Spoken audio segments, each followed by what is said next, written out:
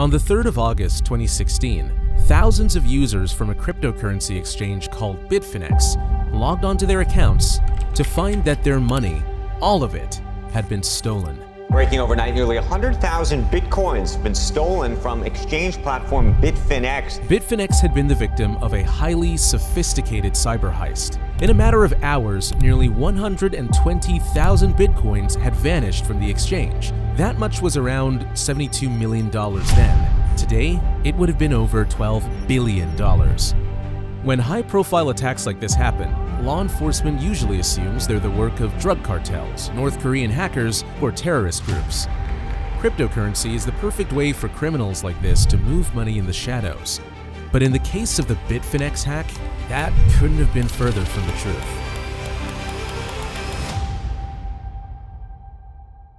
Razzle Khan, the Versace better win.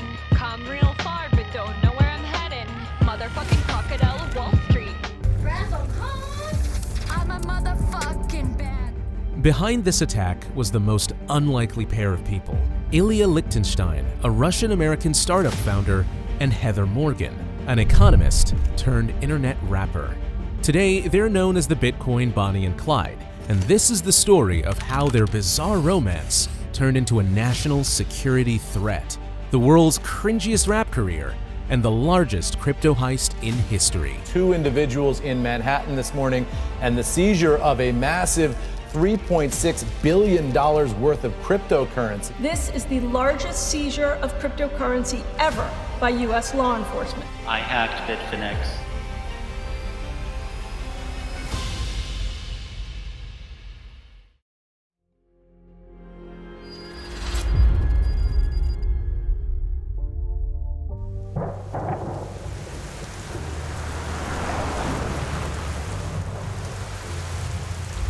The perfect heist is only possible with the perfect target, and as a hacker in the early days of crypto, you couldn't ask for a better one than Bitfinex. And honestly, looking at how sophisticated these hacks are getting, it's easy to appreciate tools that help you stay 10 steps ahead, not just in crypto, but in everything digital. That's where chat LLM teams from Abacus AI comes in, a powerhouse of the world's smartest AI models like GPT 4.1, DeepSeek, Gemini 2.5 Pro, Grok, Claude Sonnet 3.7, and more, all in one place. With Route LLM, you don't even have to think about which model to use. You just type your prompt, and it figures out the best one for you, automatically, smooth. But this isn't just about chat. You can generate images and videos. It supports top tools like ChatGPT Image Gen Mode, DALL-E, Ideogram, Runway, Kling 2.0, and many more, so your visual content is just a simple prompt away. They've recently introduced Deep Agent, the god-tier AI agent that literally does everything. Want to build a site, app, presentations, research reports, or even games? It's called vibe coding. Basically, you describe what you want, and it does it for you. Do you work a lot with files? Upload a PDF and instantly summarize, analyze, or ask questions about specific sections. No more scrolling through hundreds of pages. And one of my favorite bits? Humanize feature. You know how AI responses can sound dead inside? This fixes that. Makes everything sound like a real person wrote it. All of this, $10 a month. That's it. Way more affordable than pricing it together tool by tool. Click the link in the description and sign up to chatllm.abacus.ai. Now, back to Bitfinex. When it launched in 2012, Bitfinex offered a convenient way for people to buy, sell, and store cryptocurrency. In that sense, it was just like any other exchange. But unlike many of its competitors, it was built from the ground up for crypto's most active traders. Bitfinex had advanced features like peer-to-peer margin trading and lending, so before long it had attracted a substantial number of so-called whales whose transactions could sometimes total millions of dollars. However, Bitfinex wasn't exactly the safest platform, and in May of 2015, it was hacked. 1,500 bitcoins, worth around $350,000 at the time, were stolen. Now, this wasn't enough to bring the company down, but it was a wake-up call. To level up their security, Bitfinex partnered with BitGo, a company that specializes in storing cryptocurrency safely, and together they designed a new system. In the previous hack, the attackers had gained access to some of Bitfinex's private keys, which are like the passwords to a crypto wallet. Once you have them, you can transfer all its funds. But now, instead of a single private key, every wallet on Bitfinex would have 3. One from Bitfinex, one from BitGo, and another one as a backup. And in order to withdraw any funds, you would need at least 2 of them.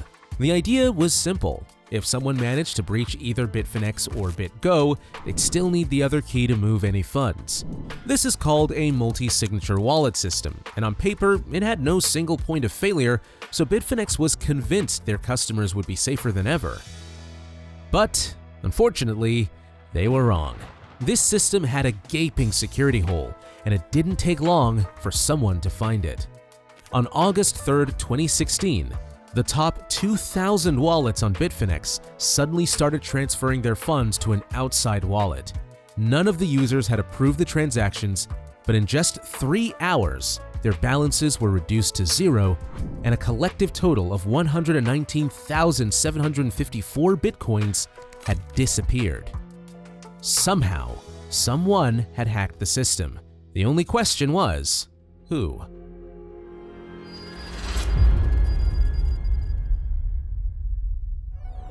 Growing up, I did not have a lot of friends, and it was really hard because no one really believed in me, understood me, supported me. Heather Morgan wasn't like the kids she grew up with, but she was exceptionally smart. Because of her father's job, Heather traveled all around the world, and she became fluent in Japanese, Korean, Cantonese, Arabic, Russian, and Turkish.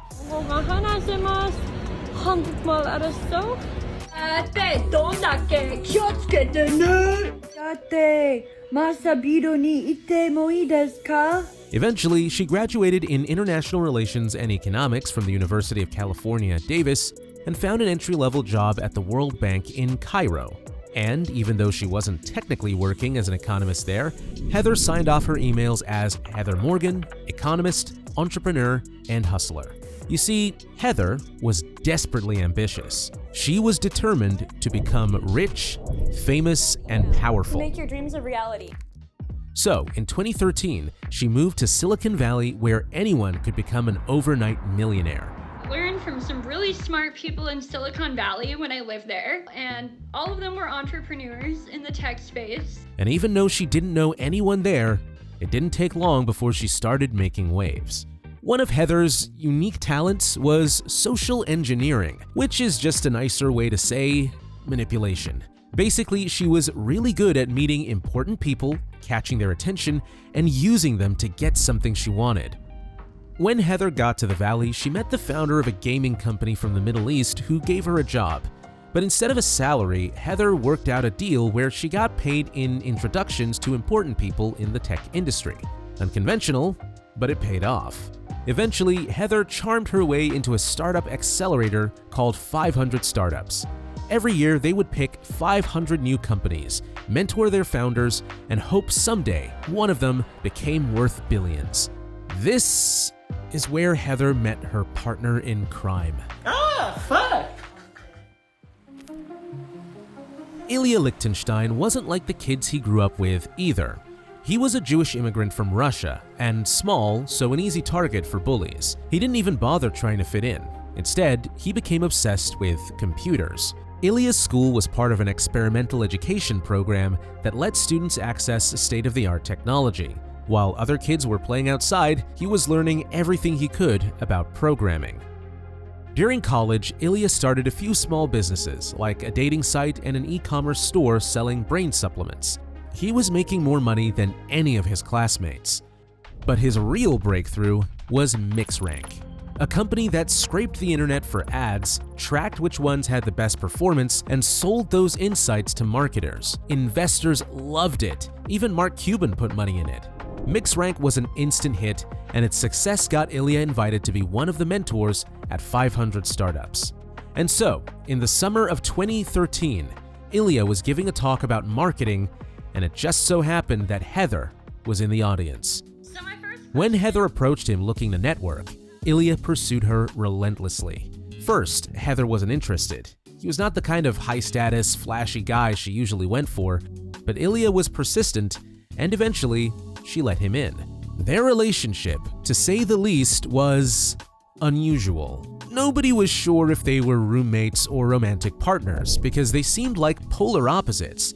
Heather had an almost manic energy, and Ilya, on the other hand, was reserved. We have over 100 customers. But underneath the surface, they had a lot in common. They had both spent their lives feeling like outsiders, and they were both smart, strategic, and deeply, obsessively ambitious. At first, they channeled that energy into their businesses. In 2014, Heather launched SalesFolk, a marketing startup that sold cold email campaigns. Hi, I'm Heather Morgan, the CEO and founder of SalesFolk, and in the last 10 years, I've written more than 10,000 cold emails. Not the most groundbreaking business idea, but Heather knew how to make herself sound like an expert. She claimed to have discovered a secret formula that could drastically increase email response rates, and that was enough. Meanwhile, Ilya's company, MixRank, was growing like never before. The product worked, customers were signing up, and the company was getting ready for a massive expansion. But suddenly, everything stopped. At the end of 2016, Ilya just stopped showing up at MixRank. One day, out of nowhere, Heather fired all her employees at SalesFolk too. Something had changed. In public, Heather and Ilya were seen as these hard-working entrepreneurs. Strange as they were, everyone thought they were just another Silicon Valley power couple. Nobody would have thought that they had just pulled off one of the biggest digital heists in history. They were now 119,754 bitcoins richer, but how? In 2015, Bitfinex upgraded their security systems to prevent ever getting hacked again, but they had overlooked a critical flaw. Inside the system, every user's wallet had two main private keys, held by BitGo and Bitfinex respectively, as well as a backup also held by Bitfinex. To start a transaction, you would need at least two of them, which in theory meant the system had no single point of failure. But this was only true if the keys were held in different places. And the thing is, they weren't. Bitfinex was holding their main keys and their backup keys in the same server, so if anyone got in, they could steal everything. It's still unclear if Heather and Ilya knew this or if they just got lucky. But still, if they wanted to access those keys, they had to do two things. First, they had to hack into Bitfinex's backend systems, and second, they had to get permission to access the keys. Now, how they hacked Bitfinex is mostly unknown. When Ilya, who did the hacking, broke in, he used a number of sophisticated data destruction tools, leaving no trace of himself or any clues as to how he got in. Bitfinex could only see what he did inside. To get the private keys, Ilya needed the server they were in to willingly give them to him. For that, he needed a special password which only certain people inside Bitfinex had. And somehow, Ilya knew the password that belonged to Giancarlo Devasini, Bitfinex's chief financial officer. Now this guy is complicated. Devasini started his career as a plastic surgeon and then graduated to selling counterfeit copies of Microsoft software, for which he was fined. He joined Bitfinex as CFO the year it was founded, and these days he is also the CFO and major shareholder of Tether. It's crypto's largest stablecoin by market cap, and also, potentially, the largest Ponzi scheme in history. But that is a story for another day. When it comes to the Bitfinex hack, Devasini has gotten a lot of criticism, and some people even believe he was involved, although there's no credible evidence of this.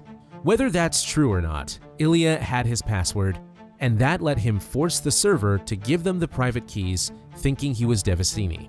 With that, on August 3rd, 2016, Ilya developed a program that automatically targeted the most valuable wallets on Bitfinex and used their keys to transfer all of the Bitcoin they held to a wallet of his own.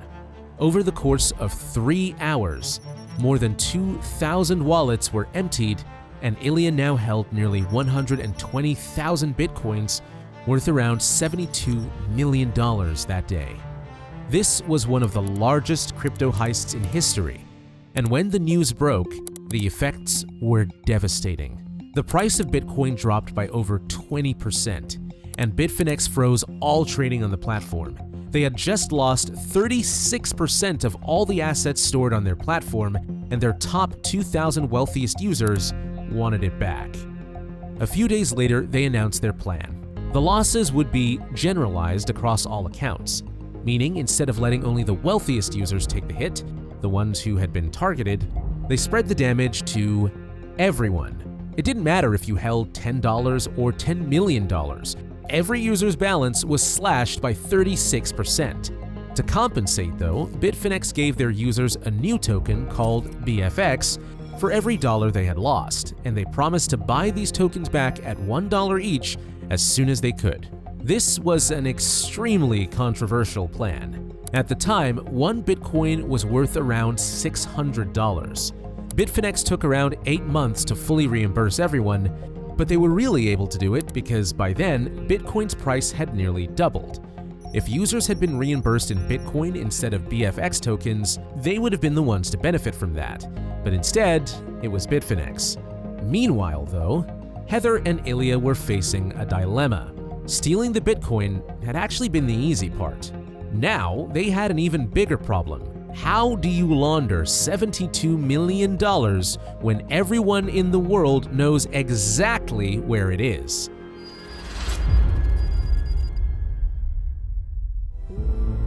Bitcoin, for all its hype, is surprisingly useless outside the digital world. You can't walk into a car dealership and buy a Lamborghini with your stolen Bitcoin.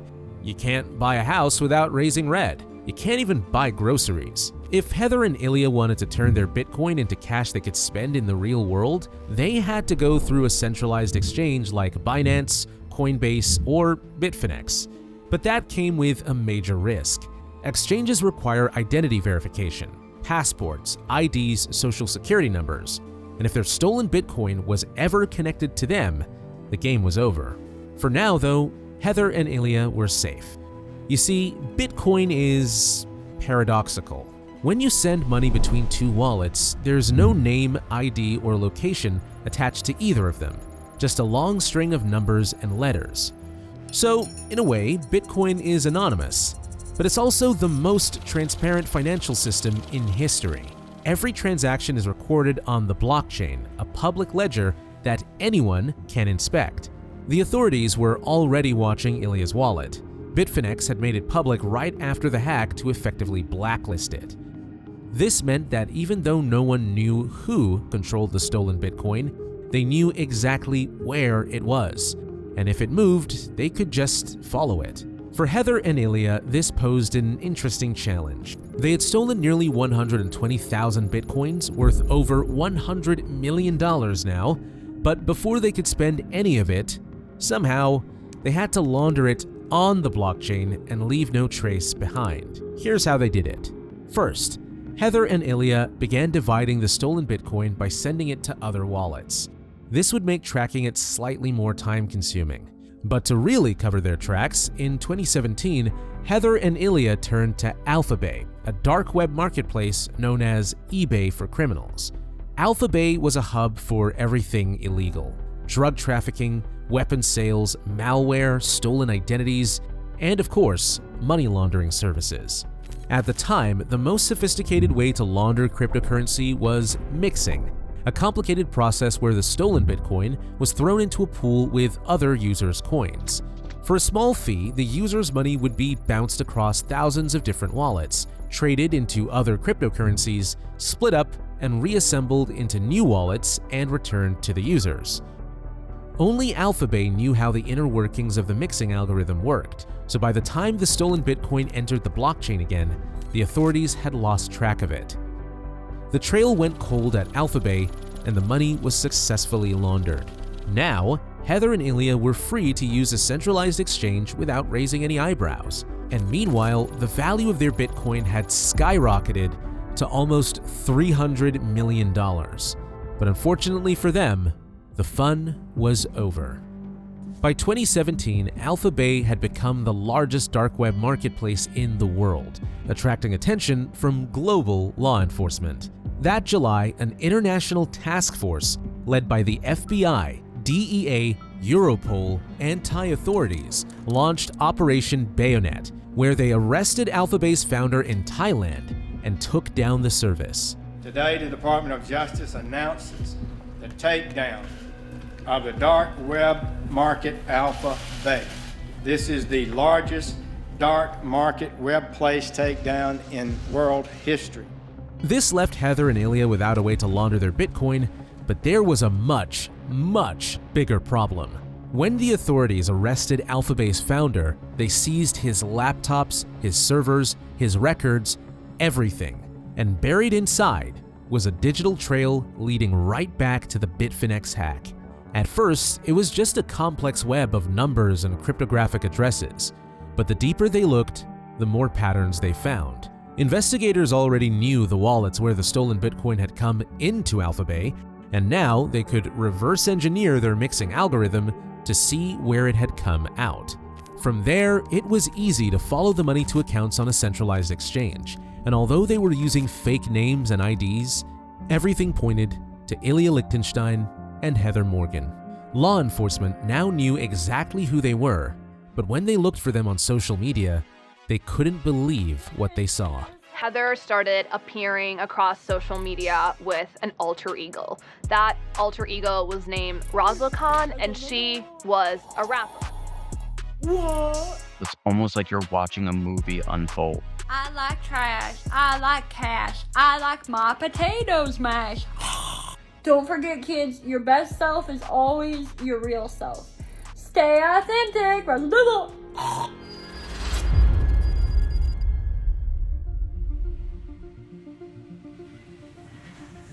In the weeks after the Bitfinex hack, Heather and Ilya weren't in hiding, they were on vacation. Ah, fuck! Okay, so Dutch, can you tell me a little bit what you thought having a pet? Having a pet is completely different. While the authorities scrambled to trace their stolen Bitcoin, they flew off to Panama, seemingly celebrating without a care in the world. But then they flew to Ukraine, where things got a little more serious. During a stop at a post office, Heather and Ilya moved like trained operatives. They knew exactly where the security cameras were, turning their heads at just the right moments to avoid being caught on tape. They were there to pick up a parcel with fake passports, gold bars, and stacks of cash, essentials for a quick escape if things ever got too hot. Clearly, this wasn't amateur work. It was something out of a spy thriller. At this point, anyone would have assumed that Heather and Ilya were trying to disappear. Most high-profile cybercriminals just want to vanish off the face of the earth as soon as they get their money, but not them. Instead of disappearing, Heather and Ilya moved to New York, and not just anywhere. They moved to a luxury high-rise in the financial district where they started living a very public, very strange life.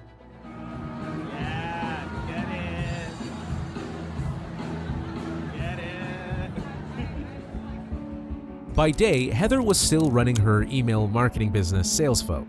On paper, it was thriving, but in reality, she was generating fake invoices from fake clients and creating fake LinkedIn accounts for her fake employees, whose fake salaries were paid in Bitcoin. But if this was a money laundering front, it was the weirdest one in history. Heather's one real employee at SalesFolk was a marketing guy, but really, she hired him for her next big project, RazzleKhan.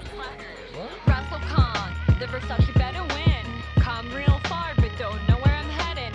Motherfucking Crocodile of Wall Street. RazzleKhan was Heather, but dialed up to 11. Loud, flashy, and completely fearless. As the self-proclaimed Crocodile of Wall Street, Heather started flooding TikTok and YouTube with bizarre music videos with terrible rhymes and painfully awkward performances. I'm a motherfucking bad bitch. Go on, make me a sandwich. AirPods, AirPods, AirPods, where are my goddamn AirPods? Show me the motherfucking Crocodile of Wall Street! Wall Street!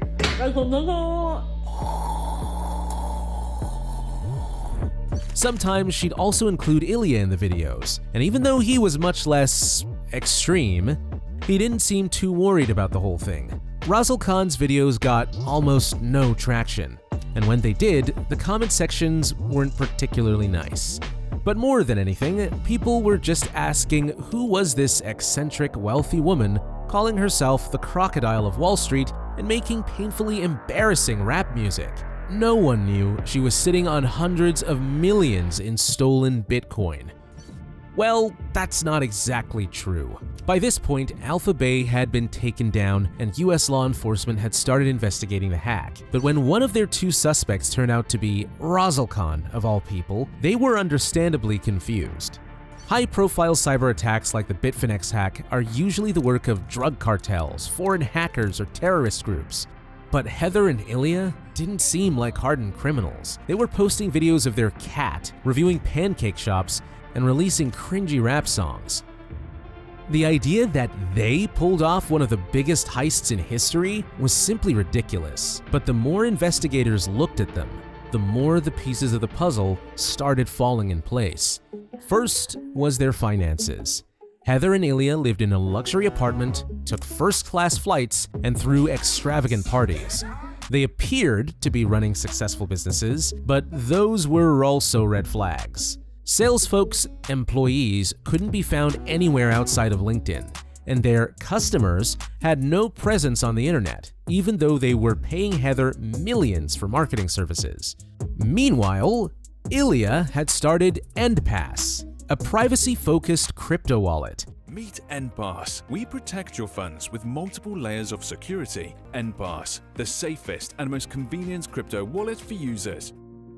So, the guy being investigated for pulling off one of the biggest Bitcoin heists in history was building software to move crypto anonymously? Sure. And then were Heather's exploits on the internet. Throughout this whole time, she had been writing weirdly specific articles about operational cybersecurity for Forbes and Inc. magazine. And aside from that, on YouTube, she interviewed guests about the best cryptocurrencies for laundering money. She gave seminars about social engineering, how to manipulate people into giving sensitive information, and in Razzle Khan's rap lyrics, she was practically spelling out her crimes. Fish your password, all your funds transferred. The catfishing queen, my tracks always clean. Social engineer, meet me at the pier. The authorities were being handed a confession wrapped in terrible beats.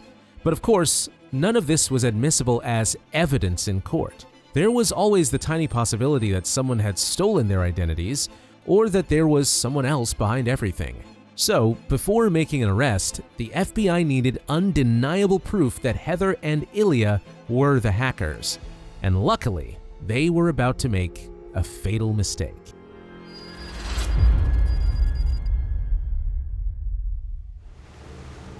Five years after the hack, Heather and Ilya's stolen Bitcoin had exploded in value. During its peak in 2021, it was worth around $8 billion, and they still weren't running. Instead, they were getting married, and in the most Razzle Khan way possible. For the proposal, Ilya wanted to promote Heather's rap persona, so he bought out all the ad space in Times Square for a few moments. The wedding itself was a bizarre spectacle. Heather was carried in like an Egyptian queen, while Ilya dressed like Dr. Evil from Austin Powers. $1 million.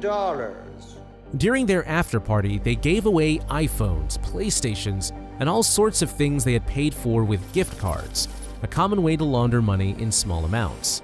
But that was the beginning of the end for them, because one of those gift cards, just a $500 purchase, was redeemed under Heather's real name. Finally, there was a complete digital trail tying Heather and Ilya all the way to the stolen Bitcoin.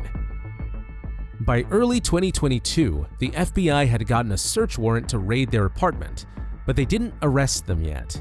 To confirm beyond any doubt that Heather and Ilya were the Bitfinex hackers, the FBI had to catch them with the Bitcoin, meaning they needed the private keys to their crypto wallets. Getting them was really only a matter of time, but despite knowing this, Heather and Ilya didn't flee. Russia, where Ilya was a citizen, would have been a safe haven where extradition to the US was nearly impossible. They could also go to Ukraine, where he had family and fake passports. But by the time the FBI raided their apartment, both of those options were gone. In February of 2022, Ukraine became a war zone, and nearly the entire world severed their relations with Russia.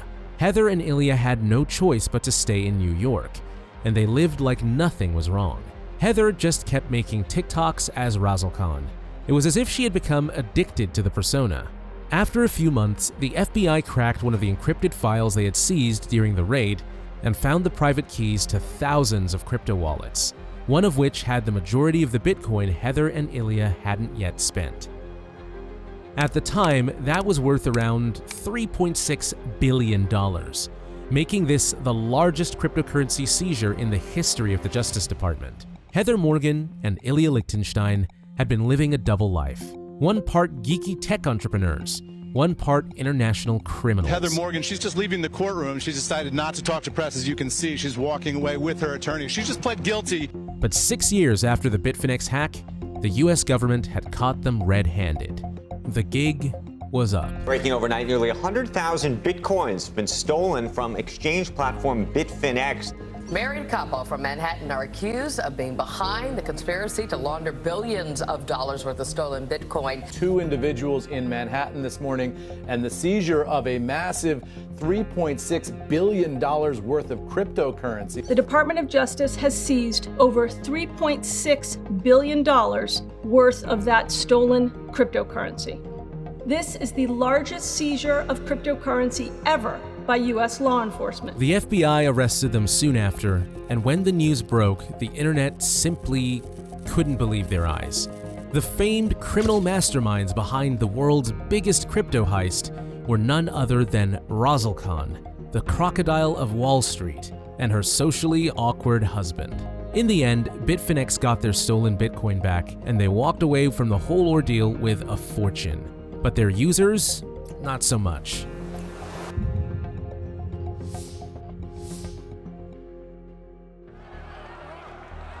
Remember, the customers who were affected by the hack had been refunded at the time of the hack, not in Bitcoin, but in its dollar value at the time of the hack, so some of them lost out on millions of dollars.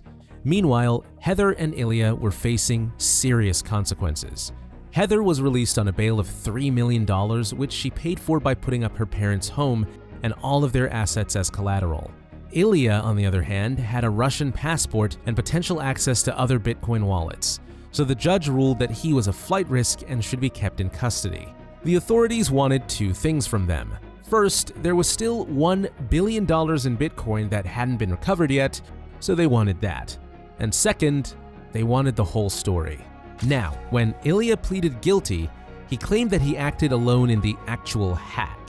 And most of what you've heard about me is true. I hacked Bitfinex. I stole and laundered thousands of Bitcoin. Heather only got involved once she learned where the Bitcoin came from, but she became a crucial part of the money laundering operation, which she eventually confessed to as well. At their first hearing, Heather and Ilya weren't allowed to speak to each other, but Ilya did blow her a kiss. And that's when things got weird. Suddenly, the case was postponed. Then it was labeled a matter of national security.